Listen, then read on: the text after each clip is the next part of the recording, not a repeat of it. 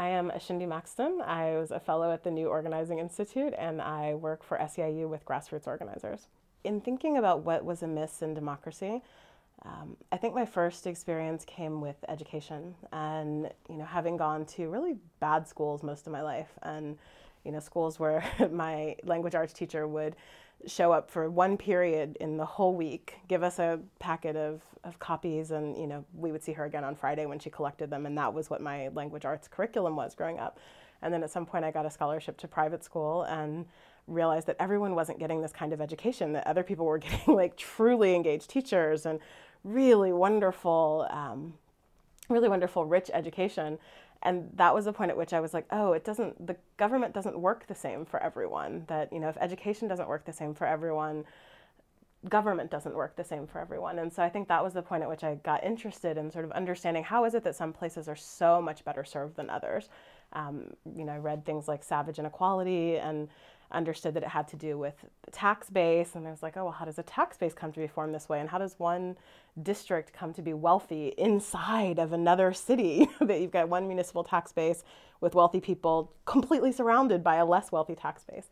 I think that was where I started to begin really questioning that democracy was working and serving everyone. When I think about how the inequality I described got set up this way, I mean, you go all the way back to the founding of the country. And it's a country where the Constitution, the laws were all written by a particular class and a particular ethnicity of people with particular economic interests. And so, I was talking to my 7-year-old niece a couple of weeks ago, and she asked about how people recovered from slavery was basically her question. She was like, what happened after they ended slavery? Then everyone was just equal. And it was fascinating. I'd never really thought about it in quite those words, but I'm like, no, the economic system that was set up, benefited particular people, and those people had power, and they got to write laws that benefited themselves. And we sort of have worked that way for a very long time. And so I think, my answer to her is, here we are, like 100+ years later, and we're still trying to fix the effects of that. So when I think about the roots of it, it has to do with the fact that certain people had power to begin with. And we've got a system that privileges the wealthy. We've got a system that privileges the people who get to write the laws. There's a community in Detroit that has heavy industry right in the middle of the community. I mean, just dead in the middle of the community. And there, like literally, there's a decontamination tent on one side of the street and people's homes on the other side of the street. And the cancer rate in this neighborhood has skyrocketed. I met a woman who had cancer herself, had lost her father and her sister to cancer, and who told me that whole neighborhoods whole families in this neighborhood no longer exist. That everyone in this family has died.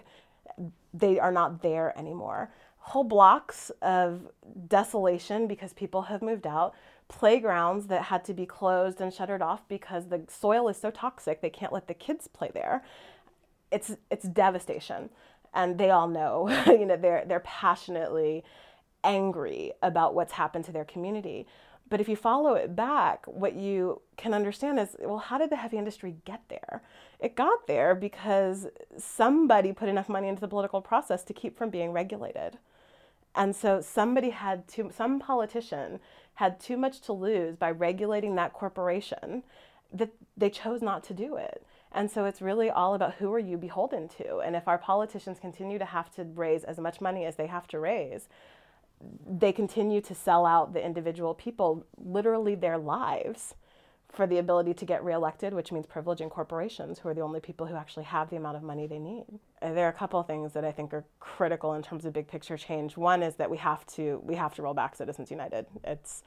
And there are any number of ways that needs to be done. One is that, we really actually need to address the law directly. I think a constitutional amendment is absolutely worth thinking about. I think that we need to put much stronger campaign finance laws in place.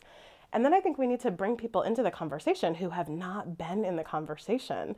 And this is, my personal passion is that, so, you talk to people inside the Beltway about Citizens United, and I think we all have a really, and I'm one of those people, I live in DC, I think we all have a very theoretical perspective on what Citizens United is and what it means to us, and we have sort of a righteousness about, philosophically, we don't want corporations to have so much power, and I think that's right.